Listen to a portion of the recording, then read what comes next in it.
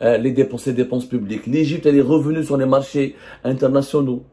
Il y a eu 22 milliards de dollars qui ont été levés sur les marchés nationaux depuis 2017 pour couvrir les besoins de financement. Donc les gens prêtent de l'argent à l'Égypte. Même si elle est endettée, les investisseurs étrangers, ils ont investi entre 16 milliards de dollars entre 2017 et 2018.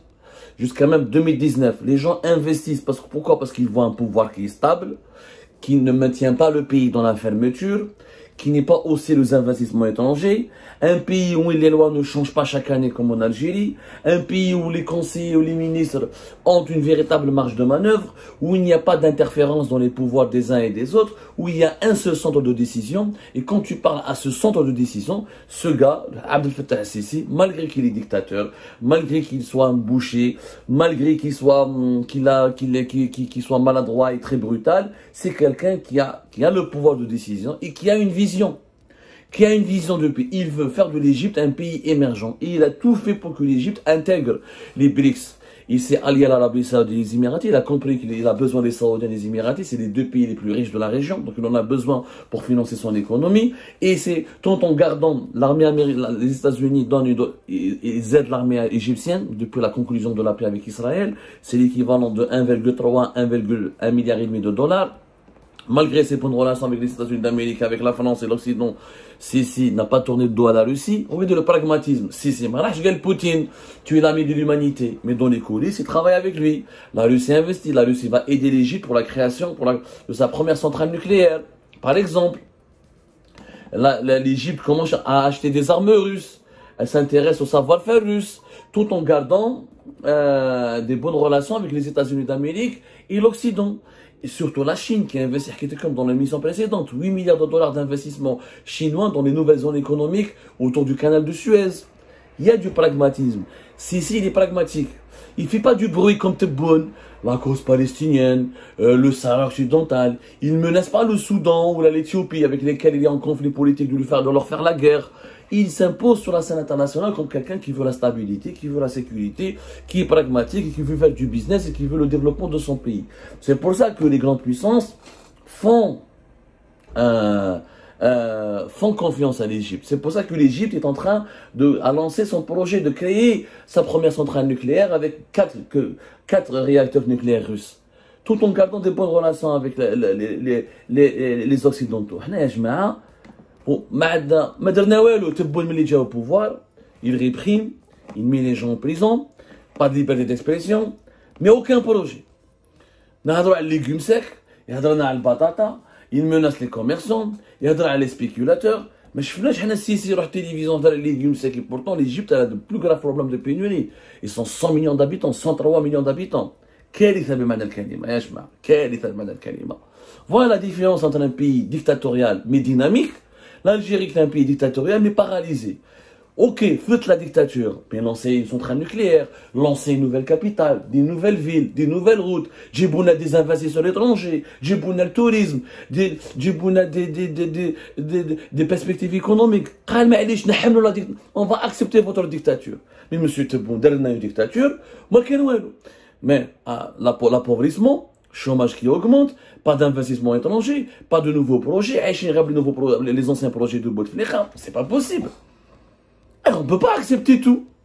لو كان جانا واحد كيما السيسي en Algérie قال يخوف يضربنا قال il n'y a pas de liberté d'expression mais je vous offre des perspectives de développement قال on accepte on fait un contrat نسمحوا شويه mais احنا ما عندنا ni démocratie ni liberté d'expression ni liberté publique et individuelle en plus pauvreté sous-développement et déclin sur tous les plans ما دخلنا les BRICS ما درنا une coupe d'Afrique des nations عندنا des problèmes partout avec tous les pays les plus importants du monde, que ce soit des pays occidentaux, les monarchies du Golfe, ou là avec nos voisins directs comme le Maroc. C'est ça la différence. Il y a une différence entre une dictature éclairée, même si le mot est difficilement applicable sur Sisi, parce que c'est vraiment quelqu'un de brutal, mais il y a une part éclairée dans ce personnage, parce que son pays, malgré tous les problèmes que l'Égypte a là, se maintient, se développe, a une ambition internationale. Et entre une dictature idiote, une dictature trop brutale, trop idiote, qui ne produit aucune vision pour l'avenir du pays, et qui ne rapporte aucun bénéfice pour le pays. Naturellement, on aurait aimé que Moi, j'espère pour mon pays un autre modèle que le modèle égyptien. Moi, je reste un démocrate convaincu. Je reste quelqu'un qui croit à la démocratie, aux libertés publiques et aux droits de l'homme. Mais je fais des comparatifs. C'est-à-dire que le modèle dictatorial en Algérie n'a même pas pu faire ce que la dictature égyptienne a pu faire. Parce qu'elle est totalement inefficace. Donc on ne peut absolument pas lui faire la moindre concession, ou lui trouver la moindre excuse, ou lui trouver les moindres circonstances atténuantes. C'est pour cette raison qu'il faut un changement politique majeur en Algérie. Majeur, je dis bien un changement politique majeur. Au niveau de la gouvernance, au niveau de la personnalité des dirigeants. Si tu es dictateur et tu as une vision, tu as un projet de société, un projet économique, tu ramènes du prestige au pays, tu donnes du poids, c'est les BRICS. Pourquoi? Parce que contrairement à Tebboune, Sissi a mené une grande politique pour le pays. Il y a la répression, il y a les détenus politiques, il y a tout ce que vous voulez, mais le pays il est stable.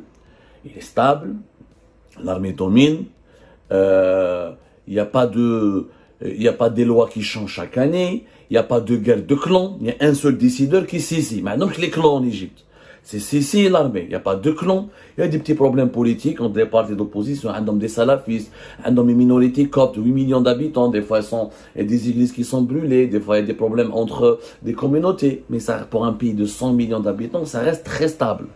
Il y a un vrai pays, il y a un vrai président qui décide. Mais un ministre qui saute par là, un conseiller qui décide à la place du président, un général qui se mêle des affaires du ministre. Non, il y a un décideur, c'est Sissi. L'Irlat, Ikhalas. Cette sévérité a permis, cette, pour même dire brutalité, a quand même permis à l'Égypte d'être bien tenue, d'être bien stable, un centre de décision. Quand les décisions sont bonnes, le pays évolue. Alors, sur le plan économique, l'Égypte a aussi des problèmes. L'Égypte a une dette extérieure qui a pratiquement depuis 2022, elle a dépassé les 158 milliards de dollars. Elle a le remboursement des dettes, les intérêts de la dette de l'Égypte, c'est 35% de ses dépenses publiques. Il y a 35% de ce que l'État égyptien dépense et pour le remboursement de sa dette. Mais malgré cela, l'Égypte s'est endettée et depuis 2016, elle a mené une politique économique extrêmement prometteuse. Et pourquoi elle attire les grandes puissances comme la Russie, la Chine, le Brésil et l'Inde et les pays des BRICS? Parce que l'Égypte a lancé des grands projets, un grand plan de transformation. Sissi a lancé la construction d'une nouvelle capitale administrative dans le Caire. Il a lancé le projet du doublement du canal de Suez. Le canal de Suez, il rapporte à l'Égypte entre 4,5 jusqu'à 5 milliards de dollars. Le tourisme, il a été rétabli par la stabilité de l'Égypte, la sécurité quand elle était revenue. Le tourisme a dépassé les recettes touristiques de l'Égypte ont dépassé à partir de 2019 les 12-13 milliards de dollars. Alors que pendant les frères musulmans, ils étaient entre 4 et 5 milliards de dollars. Zid, qu'est-ce qu'il a fait ici? Une nouvelle capitale, nouveau grand musée au Caire. J'ai vu le chantier. Le nouveau musée des arts et du vestige égyptien et de la civilisation pharaonique. Un énorme musée. Construit par un groupe égyptien. Une filiale du groupe Orascom, le plus grand groupe privé du pays. Du savoir-faire égyptien, ils ont des savoirs locaux. Sissi n'a pas mis les hommes d'affaires en prison, qui mettent Tebboune, ne s'est pas vengé contre tous les groupes économiques, n'a pas cassé l'économie égyptienne, comme a fait Tebboune. Armé Felhbès, armé les entrepreneurs, habs les importations, habs fermer le pays. En Égypte, il y avait des problèmes de pénurie, mais ils n'ont pas fermé le pays. Ils ont accepté de s'endetter, ils ont demandé de l'argent au FMI, ils ont demandé de l'argent à l'Arabie Saoudite et les Émirats, l'Arabie Saoudite et les Émirats qui ont beaucoup investi. Ils ont fait de grands contrats avec les Chinois, ils ont même fait des affaires avec les Russes, ils ont fait des affaires avec les Occidentaux. Et aujourd'hui, Sissi, qu'est-ce qu'il est en train de faire depuis 2016? Il a lancé 36 nouveaux complexes touristiques, 13 nouvelles villes, de nouveaux centres industriels dans 22 villes, une centrale nucléaire. Ils ont fait une politique de récupération des terres désertiques, 8000 km de nouvelles routes et des premières lignes de grande vitesse pour les chemins de fer. De grands projets ont été lancés depuis 2016, pour lesquels l'Égypte, elle s'est endettée. C'est pour ça qu'elle a une dette supérieure, parce qu'elle n'a pas suffisamment d'argent pour construire les nouvelles villes, les nouvelles lignes, etc. Elle a accepté de s'endetter. Et ce n'est pas grave. Parce que Sissi a compris que c'est pas grave de s'endetter, que un État, quand il peut pas rembourser sa dette, tu vas pas le mettre